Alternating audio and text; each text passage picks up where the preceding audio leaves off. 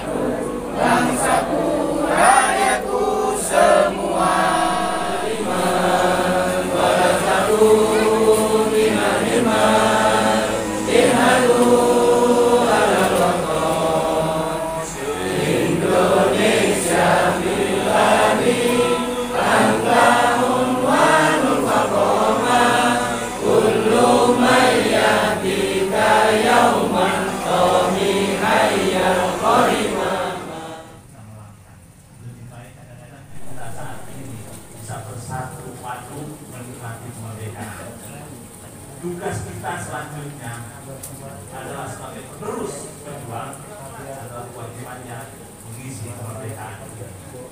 Kita memang adalah yang mewarisi darah-darah pejuang ini, maka kita tidak boleh pernah mengenal kata menyerah. Warga itu tidak boleh mengenal kata menyerah, harus tetap semangat. Betul? Kesepakatannya yang paling penting kalau ada majelis maulid di masjid jangan nyanyikan Jalalain, apalagi Indonesia Raya.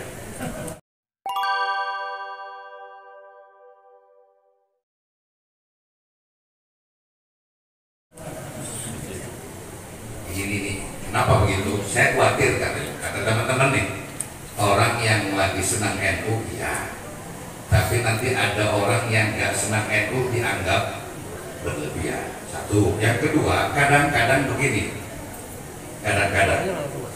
begitu mahalul qiyam mau selesai dilanjutkan dengan nyalal, itu lebih-lebih.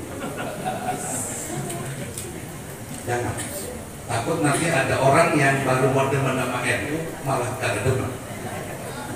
Kecuali di sini, kalau di sini boleh mau Indonesia Raya, mau PAD, gitu kan? Silakan. Nah, kita ini harus menempatkan sesuatu pada tempatnya. Kecintaan kita kepada baginda Nabi Muhammad SAW juga untuk menggali mutiara yang ditinggalkan, yaitu agama dan akhlak. Karena memang karena inilah Allah Subhanahu wa Ta'ala mengutus Nabi kita. Nah, akhlak, agama dan akhlak yang dibawa oleh Nabi itu sempurna. Artinya dia sudah versi yang mutakhir. Tidak akan ada lagi versi terbaru hingga dunia ini berakhir, hingga hari kiamat. wal hadi ila siratikal mustaqim wa ala alihi wa sahbihi haqqa qadrihi wa miqdarihi al-azim. Akan ketika kita bersalawat kepada Nabi, ahdir Nabi syarif fi qalbi, hadirkan Nabi yang mulia dalam kalbu kita. Apa yang kita gambarkan dalam kalbu kita, semangat jihadnya, semangat dakwahnya, kecintaan kepada umatnya yang tidak pernah ada batasnya. Dan Rasulullah Sallallahu Alaihi Wasallam diingat oleh kita, walaupun beliau sudah wafat, tapi nurnya, cahaya kenabiannya itu yang tidak akan pernah padam. Dalam kitab Syairus Salikin karangan Syekh Abdul Samad Al-Palimbami, beliau mengutip Sadatus Sufiyah, nurun Nabi baqin tarbiyatuhu ila yaumil qiyamah. Cahaya Nabi itu akan kekal ila yaumil qiyamah, membimbing kepada umatnya sampai hari kiamat. Ketika kita bersolawat, tersambung kalbu kita dengan beliau Rasulullah Sallallahu Alaihi Wasallam. Maka Bapak Ibu sekalian, kita menghadapi kehidupan di zaman digital. Sungguh tidak terasa efek positif maupun efek negatif dari era tersebut. Salah satu dampak negatifnya adalah dekadensi moral. Kita hadirkan Rasulullah Sallallahu Alaihi Wasallam, maka akidah kita Asy'ariyah, Ahlus Sunnah wal Jamaah, Siwadul A'dham, akidah terbesar. Kenapa disebut akidah terbesar? Sebab dengan akidah Ahlus Sunnah ini, maka nanti sungguh pun manusia melakukan dosa yang banyak, masuk neraka, tapi akan dikeluarkan, dimasukkan ke surga. Ini Bapak Ibu sekalian mau nggak begitu? Masuk surga tapi mampir dulu neraka. Sejahat-jahatnya manusia, tapi dalam kalbunya ada akidah, ada keyakinan Ahlus Sunnah wal Jamaah, Siwadul A'dham. Allah keluarkan dari api neraka, dimasukkan ke dalam surga. Maka sungguh luar biasa akidah Ahlus Sunnah wal Jamaah ini. Kita diajarkan oleh Imam Abu Hasan Al-Asy'ari rahimahullah sifat yang wajib menurut akal yang dimiliki oleh para nabi dan para rasul empat. Yang empat itu bukan hanya empat, tapi ummahatus sifat, induk dari sifat yang mulia, yang wajib dimiliki menurut akal, menurut logika bagi seluruh para nabi. Tetapi wajib bagi seorang alim itu ayyas'a, untuk berupaya berkumpul dengan ahli qulub, dengan ahli hati.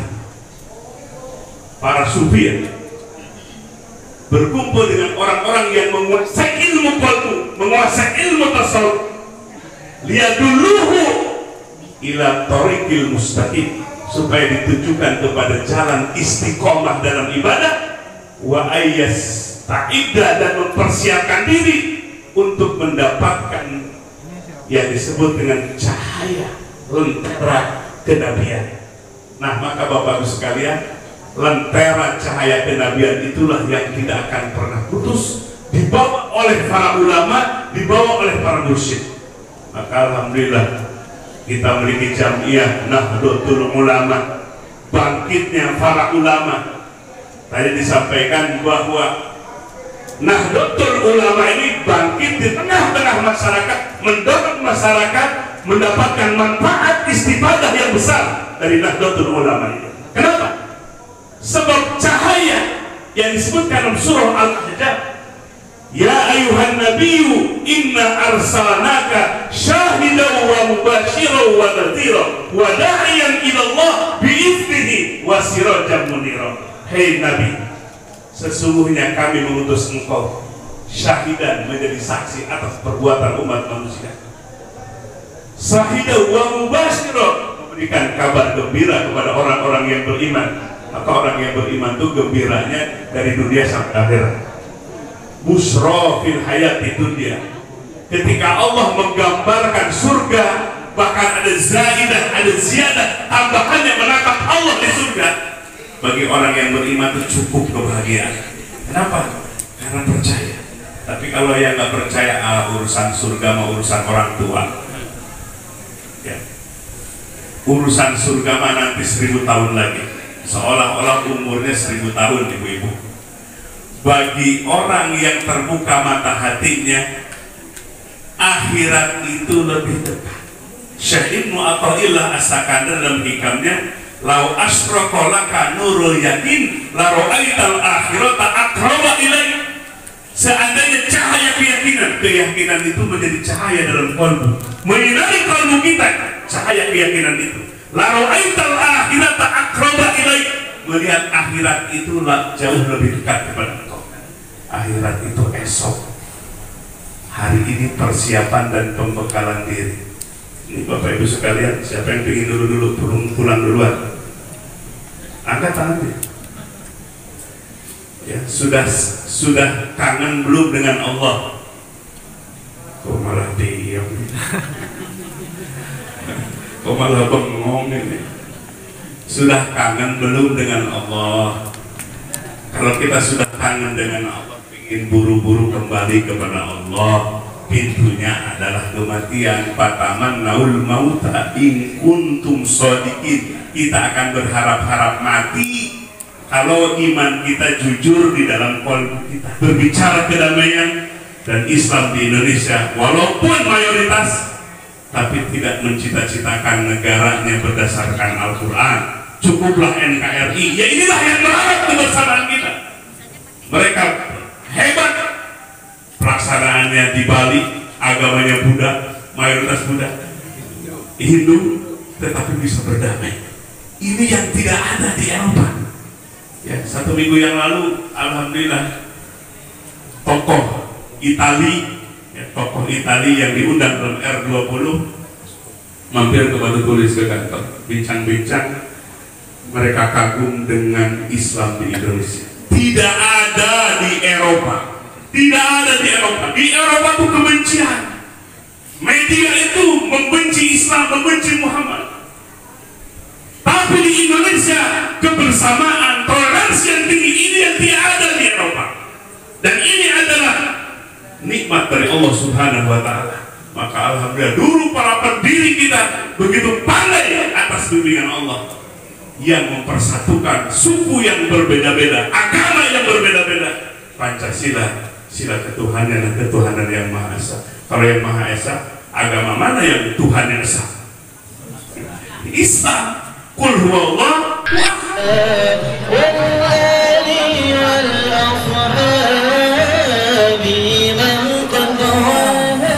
Allahumma salli ala sayyidina Muhammad salatan